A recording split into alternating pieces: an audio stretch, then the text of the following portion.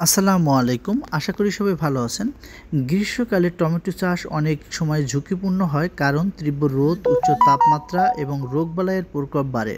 তবে আধুনিক প্রযুক্তির সাহায্যে পলিহাউজে সানস্টার চেরি টমেটোর চাষ একটি নতুন দিগন্ত খুলেছে।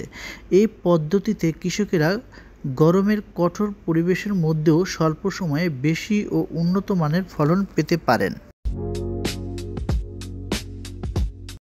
সানস্টার একটি উন্নত মানের চেরি টমেটোর জাত যা গ্রীষ্মকালে উচ্চ তাপমাত্রা সহ্য করতে সক্ষম। এই ফল ছোট, মসৃণ এবং গাঢ় হালকা হলুদ রঙের হয়, যার স্বাদ মিষ্টি এবং রসালো। এ জাতের টমেটো রোগ প্রতিরোধী হওয়ায় পোকামাকড় এবং ফাঙ্গাসের আক্রমণ থেকে কম আক্রান্ত হয়। পলিহাউসের সুবিধাটা কি? পলিহাউস পরিবেশ নিয়ন্ত্রিত মাধ্যমে টমেটোর স্বাস্থ্যকর ও উন্নতি বৃদ্ধি নিশ্চিত করে। গরমের দিনে অতিরিক্ত রোদ ও বৃষ্টি ক্ষতিকর প্রভাব থেকে ফসলকে রক্ষা পায়। এছাড়াও পলিহাউসের তাপমাত্রা ও আর্দ্রতা নিয়ন্ত্রণে সহজ হয়, ফলন বৃদ্ধি পায় এবং রোগের ঝুঁকি কমে। তবে আমরা যেটা দেখাচ্ছি এটা হচ্ছে হাইড্রোপনিক পদ্ধতিতে চাষ পদ্ধতি। তবে যারা মাটিতে চাষ করবেন, মাটি ও সারের ব্যবহার পলিহাউসের মাটি পুষ্টিকর সার দিয়ে প্রস্তুত করতে হয়, যা সানস্টার চেরি টমেটোর দ্রুত বৃদ্ধি ও সুস্থতার জন্য প্রয়োজনীয়। বীজ বপন এবং পরিচর্যা।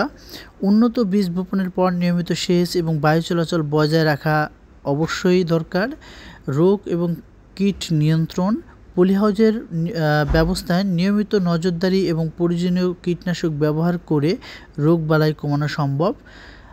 ফল সংগ্রহ। সানস্টার চেরি টমেটো দ্রুত ফল দেয়, যা গ্রীষ্মকালে বাজারে ভালো দামে পাওয়া যায়। সানস্টার চেরি টমেটো পলিহাউসে চাষ গ্রীষ্মকালে কৃষকদের মধ্যে এক নতুন দিগন্ত সম্ভাবনা সৃষ্টি করতে পারে। আধুনিক পদ্ধতির মাধ্যমে এই জাতের টমেটোর ফলন উৎপাদন করে কৃষকেরা অর্থনৈতিকভাবে স্বাবলম্বী হতেও পারে। তবে একটি ব্যাপার, এই জাতটি বাংলাদেশে অ্যাভেলেবেল না। এটা চায়না, ইন্ডিয়া, নেদারল্যান্ড বা থাইল্যান্ড এসব দেশ থেকে আসলে এই সিডটা কালেক্ট করতে হবে।